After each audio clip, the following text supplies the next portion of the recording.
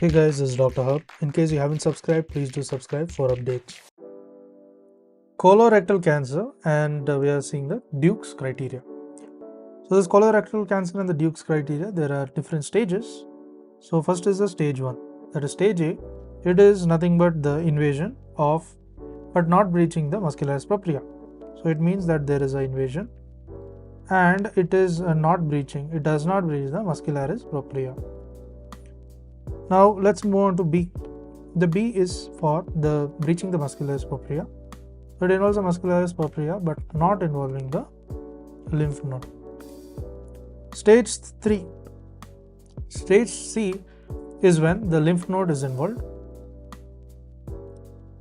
So the lymph node is involved. This is stage 3.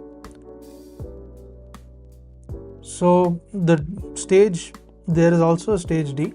So this was initially not recognized, but in case a question on stage D is asked, it is to describe the metastatic diseases. So now let's recap what we did. There was stage A for the colorectal cancer, the Duke's criteria.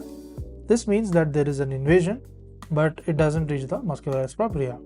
In B, it involves the muscularis propria but does not involve the lymph node. And C means it involves the lymph node. And what is D?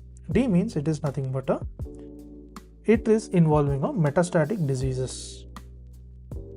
To learn and grow daily like this, please do subscribe.